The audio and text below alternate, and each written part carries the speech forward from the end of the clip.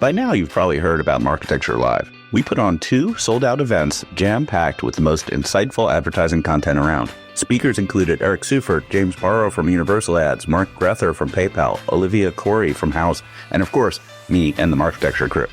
Well, this spring, we're coming back bigger and better with a 2-day that's shaping up to be a must-attend event. March 10th and 11th in New York, we're putting on the new tentpole event in collaboration with Adweek and TV Red, and you absolutely need to be there. Early bird tickets are 25% off, and qualified brands and agencies can be comped. Go to marketecturelive.com right now. That's marketecturelive.com to get the early bird discount.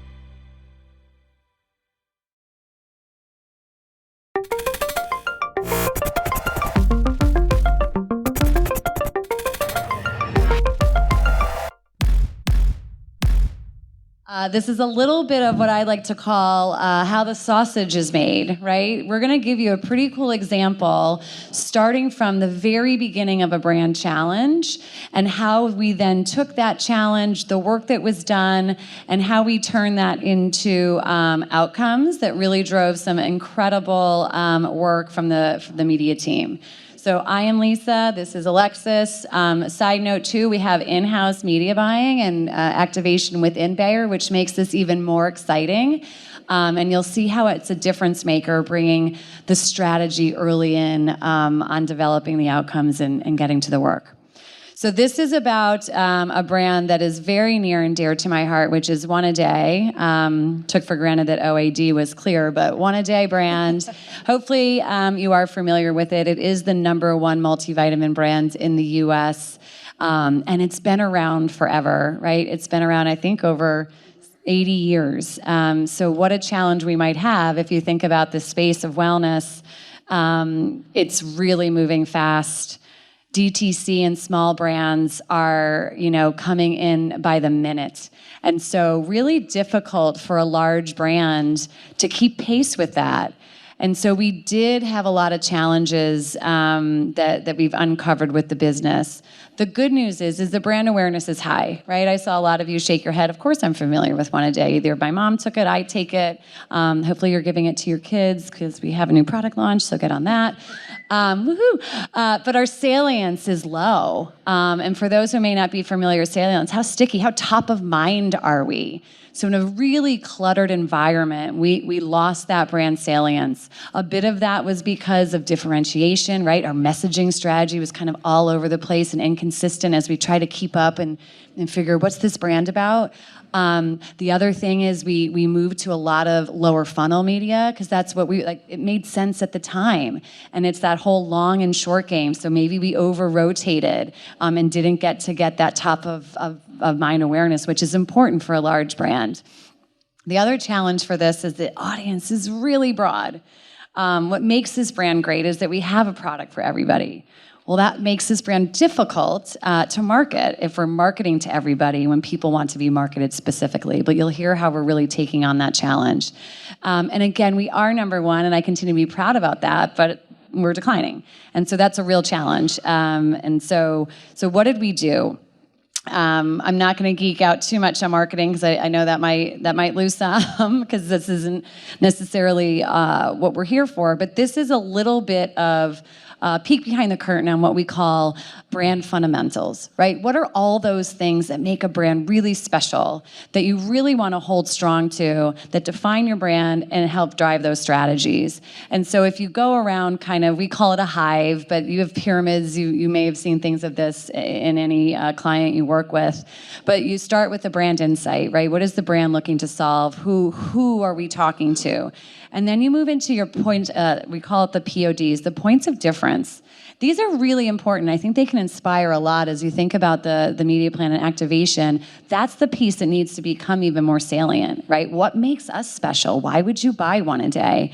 And so we look at it through 3 lenses, which is functional, experiential, and emotional. And those really helped us unearth what was so special about this brand. And we really, like I said, we went back to our roots. We tried to keep up with culture, and we had a hive that changed every year because that's what we thought mattered. But what really mattered, and when we talked to consumers, is they always said, this is the brand for me. right? You always have something, whether it's for under 50 or when I'm pregnant and I need a prenatal. I feel that this brand is for me. And so we really leaned into that with our brand essence. This is the most kind of guiding principle we land on, which is made for you for life. And so that we can travel with you throughout all of your vitamin needs. And our character, that becomes really important as you think about how are we going to stand out in the social environment, how are we going to make this brand come to life, is really our character and our tone of voice. So this is a little bit of a look of before and after, and honestly, this looks too pretty. If I'm being frank, I gave it to my design agency. I'm like, you could be bad. So the one with the, I don't know what side it's on, but with the halo in the back, God's rays, that is the before. And what you'll see is we were rooted a lot in science, maybe a generic message around just a complete multivitamin, right? We weren't leaning into what made us special. And if I was to play anything, if these were animated, you wouldn't hear a tone of voice that even stood out, right? It was wallpaper. And it was really inconsistent over time. And so this new brand identity and whole visual ID, bringing that hive to life, you can see how when you have a brand essence, how it shows up. This is the one for you. A logo that's streamlined, packaging that stands out as cohesive at shelf, easier to shop, right? Making it for the one for you. If you went back and you saw that POD, the experience we want to give people is simplicity, right? We want to make it easy for them to choose. So packaging and really leveraging some of those brand assets. So this is new. Hopefully as you're shopping your local stores and buying one a day, you're seeing this phase through to shelf. If you're watching Sunday Night Football, you're likely seeing our women's spot. Sorry if I got ahead of myself. But this is really what we needed to help with. So I'm going to pass over to Alexis, but really the outcome that we needed to do and that we're on a mission is twofold. One, we really need to build back the brand equity against those guiding principles that you saw. That's the long game. And of course, as a marketer who owns a P&L, the short game is we need to get sales as fast as humanly possible so that we can turn around that declining brand story. So I'll pass it over to Alexis to talk a little bit about how we made that happen. Awesome. So a little bit more about the evolution of the process. So one really cool thing about being part of an in-house media team is I get to sit in, even though my technical title is media strategy, I sit in on meetings about financial forecasting, commercial strategy, promotion, retailer, you name it, I'm part of the conversation. And why I think that's really important is A, you can bring ideas to the table that are outside of your roles and responsibilities, but number two, you're part of the decision-making core that was part of this whole process. So it's been a long and windy journey of about 10 months, probably, going back to our roots and really reestablishing these brand fundamentals. And I think why it worked so well is that there was a defined cross-functional group of stakeholders who could be part of the process and own the decisions and be accountable for them. And we all knew, we could recite that brand hive. And we all knew exactly what the brand was trying to stand for and what we needed to do differently. And it came down to making sure that the creative brief, every time we write a brief, it has to ladder back to that strategy, but also it has to go back to made for you for life. So before, where we had one creative brief for one a day, we now have a creative brief for every single one of our kind of core business lines. And I think that that's different because if you're a woman under 50 or you're a woman who's trying to get pregnant or you're a man over 50, how you experience life and the things you're looking to relate to are probably a little bit different. And so the last part is about optimizing the media strategy. So being part of this whole brand change was really, really exciting. And I feel so fortunate that I got to be a part of it. And the big exciting news is starting now, this just went live basically at the beginning of October, our whole new look and feel. And it'll kick off through 2026 and beyond. If you go to the next slide, it's a lot of words, you don't have to read them. But I wanted to make sure, these are kind of the evolution of the changes that are happening. So as we unfolded, a lot of different pieces came to the table. So we have an internal consumer insights team, we have a robust enterprise analytics team, and tons of nuggets of data, like literally ad nauseum, are being thrown at us all the time. And how do we figure out how to distill that information into a way that can really impact a media plan? And so from all of these, we did a ton of focus groups where we went into people's homes, and either they're shopping for us, or I think someone earlier spoke about, pharma brands who like to competitive conquest. That is something we also like to do, even though we're consumer health. But why are they shopping a different brand? Why are they making that choice? Or why are they choosing us? Or why are they not buying vitamins at all? By the way, buy your vitamins if you don't. So we really tried to take those insights and apply them to parts of the media plan. So beginning now, we've made a ton of changes to the strategy. So number one is about mass awareness. Of course, it was kind of funny. Lisa and I were like, we're so excited there were panels on TV because as a big brand, video is still a massive part of our strategy. But it's not just because it's a mass awareness vehicle, which it definitely is. And obviously you need it as part of your plan when you're in, 97% of households in the multivitamin category. But also because you can be more specific. So to the example Lisa was just mentioning, we decided to pivot some of our CTV dollars recently to partake in Peacock's Sunday Night Football experience. And so why did we choose that? We saw that we do measure outcomes, of course, and we saw that we were having declining challenges within that space. And we were like, let's look at data to support a decision. And what we found is that our shoppers are over-indexing for football, both college and NFL. And so why not take our brand new look to a place that's both more quality, right, where you have tons of viewers streaming, but also make sure that you're optimizing the creative and it fits for that environment and who's watching. So I also found it fascinating that Sunday Night Football is it's not a 50-50 split, but it is a lot of women watch it. So we have a women's spot running for our women's products, but 42% of the NFL on Sunday is actually women. Additionally, we used to have only 2 business lines supported. So this year, up until now, we've been only supporting our under 50 business and our kids, which just recently launched. But as we move forward, there is a very pragmatic plan in place to support 4 business lines. Our over 50 business to accelerate the growth we have there, our under 50 business where we really need to work on making people stay with our brand, and kids as well as prenatal. Prenatal is where we are a top contender in that space.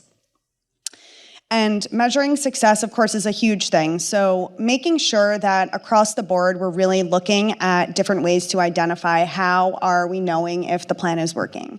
And that can be on, a softer metric side, but more importantly, we're doing a ton of work internally around our KPI measures and making sure that everything we do is really laddering back to new to brand. So Bayer Consumer Health's mission as a company is the road to billions. So we want to be in more households across the country. And so there is a whole team of people, some sitting in the front row, who are literally tasked with how do we make sure that every single outcome on the media plan is actually tied back to new to brand. And we're looking at that across all of our different channels to understand where we can get the most household penetration growth. Additionally, we've advanced our targeting. So while, yes, competitive conquesting and category targeting is still important to us, we're also looking at growth audiences and tapping into AI. I know everyone loves when people drop AI, but we actually are using AI thanks to our friends over at Chalice. We're running some really awesome pilots across a few of our different channels to help with new-to-brand optimization, which is really exciting. And lastly, we're geo-clustering, which is I feel like back in the day, it was a huge thing, and guess what, it's back again. Because it turns out, if you can try to kind of put fuel on the fire, you can actually start to turn around parts of the business. So we are utilizing this strategy programmatically, and we are seeing results, which is really exciting. We clustered specific geos based on a bunch of different information around CDI and BDI, that's Category Development Index, Brand Development Index, as well as the adult multivitamin sales by state. And basically, someone in Enterprise Analytics took a bunch of that, told me what to do with it, and we're doing a geo-clustering strategy that's helping to drive incremental sales in those specific markets. So, day by day, brick by brick, we are going to turn around the business, and we're doing it as we speak. I think the other cool thing about the targeting is, yes, we need to get into new households, and we need to keep our current with the new change, right? It's consumer behavior is funny. You change the littlest thing on a package and they can't comprehend. And so I love too that part of the media mix too is ensuring that we move existing customers along. Retail media helps with that to, in store as they're kind of seeing the new stuff at shelf. It's a very robust plan that also balances the need to bring in new, but also keep current. Totally. And then lastly, I loved on the last panel how she said she wished she could have a 6-month test, but it's true that brand marketers have no patience. Very impatient. talking about Lisa and all others like her.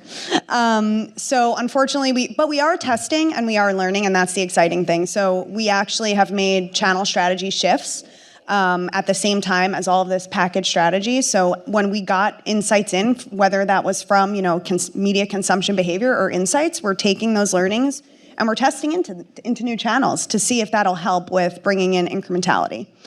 So there you go. This is an example of one of our social assets that supports our TV spot, which you're going to see next. But there was a previous panel as well talking about kind of how both social and video channels kind of need to work together. And I think that that's something it took us a while to evolve as a heritage brand. And with this most recent campaign, we're trying to make sure that, as I like to call it, there's a red thread between each of the channels, but also that they are fit for channel at the same time. So we're going to show you our new 15-second spot, which is our women's equity spot for our women's under 50. So hopefully you've seen it, and if you're not, tune into some type of video because we're running a lot of reach and recency. So without further ado, you can click. And I think what is great is, I don't know who was up here earlier where they said, it would be great if we were bringing some of the social assets and putting them on TV, and we're not there yet. As you can see, this is a pretty traditional TV spot, tested and spent a lot of money on it, and it serves a role, right? It serves a role in the entire mix, and it's not the number one role. It's the complementary role, it's the mass awareness, and so what you won't see from One A Day is this, cut down to a 6, right? You're going to see custom 6. We have a very robust organic strategy, and when we hit kind of that magic, we move it to paid. So I do think for large brands and a company like Bayer, I'm quite impressed at how we've become more nimble, but we still have a little bit of that, make sure it's green, testing in metrics lab before it goes on video. But there's great early results, right? Yeah, so this is only a couple weeks in, but these social assets where we're using the same actress, so it was really awesome. Our creative agency, which is Vayner, came to the TV shoot, and they got, behind the scenes, more fit for channel social assets that we can use, but again, tie nicely to our fully produced TV spot. And so far, everything is above benchmark. We don't have any of our lift studies yet. We don't have our ROI yet because it's too new. But I wanted to show you one of the top performing and then also tell you one little funny nugget about it. Go ahead. So here's how you don't know what's going to work in social. Did you notice that the background, there was nothing? It's her typing, and then there's just people talking. That was I hated this. When I saw this the first time, I was we're not, no. What is that noise? And they were no, this is how we're going to run it because it kind of just sounds like what she's really doing. It's more authentic. She's typing and there's people in her house and this is more relatable. And even though I am personally a mom myself, I was I expected there to be music or, something that would just be a little bit more polished.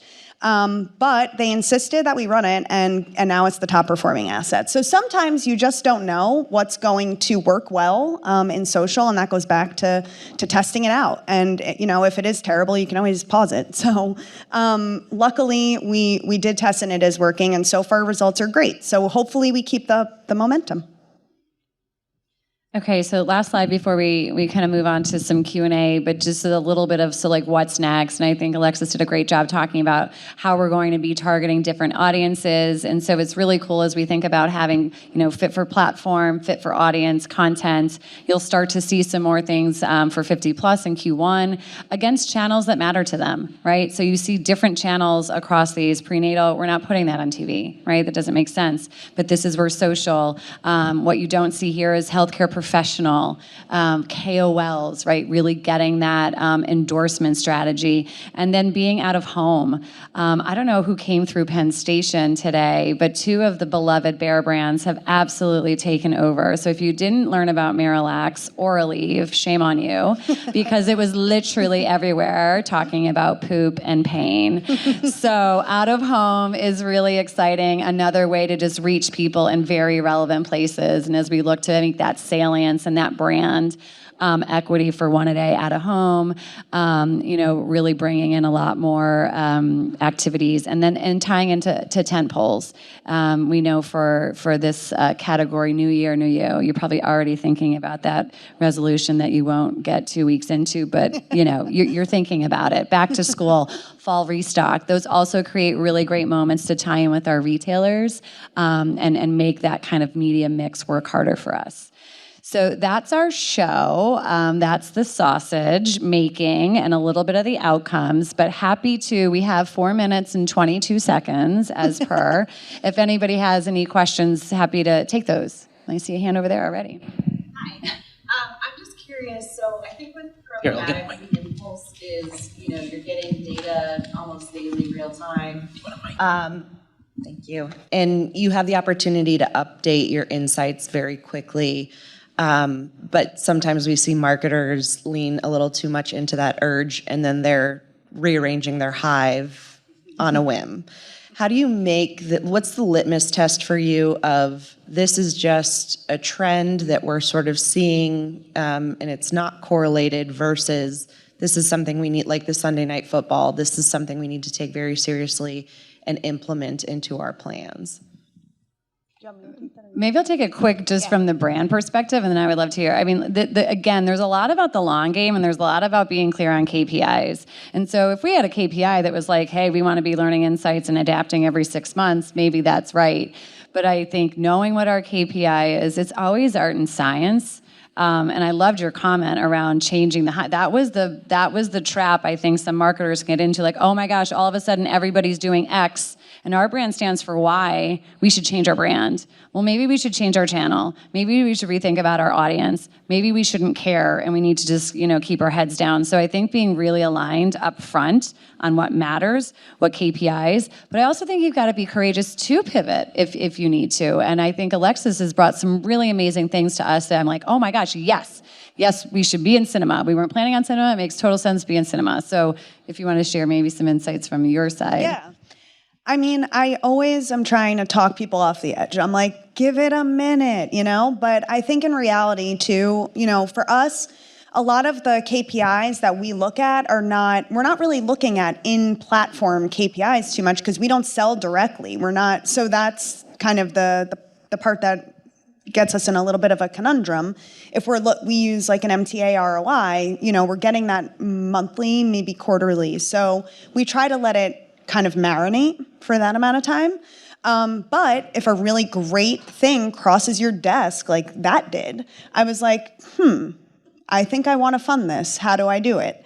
And then you kind of look within your media plan to say, what could use some optimization, and, kind of meander your way through how to fund it. So it's a little bit of both. I try to make sure everyone knows, like, let it marinate. And then to her point, like, if you need to pivot, or if there's a part of the business that all of a sudden really needs attention, then back to, I look where I can pull from to support that. So you mentioned for the new prenatal assets, you weren't running TV and CTV. And I'm curious because everyone's talking a lot about the ability to do hyper audience targeting on CTV and outcomes measurement. And so it seems like if that works, then that would be a good fit. But I'm curious why you chose not to, or if you haven't seen success there. We haven't done that historically because we're like an upfront TV buyer. But I was thinking the same thing. I just don't know how that would fit into our overall upfront strategy. It's definitely something I'd be willing to consider, for sure. It's not something we've done historically. Okay, I think we're done. We're done with questions. Hopefully you found this insightful. If there are further questions, you can find us meandering over throughout the day. But I really appreciate you staying here and spending time with us. So I think we are all set, right? Jeremy, you coming up? All right. Thank you.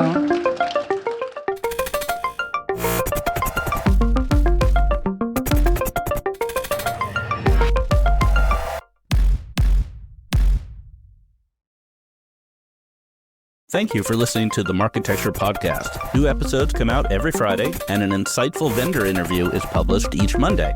You can subscribe to our library of hundreds of executive interviews at marketecture.tv. You can also sign up for free for our weekly newsletter with my original strategic insights on the week's news at news.marketecture.tv. And if you're feeling social, we operate a vibrant Slack community that you can apply to join at adtechgod.com.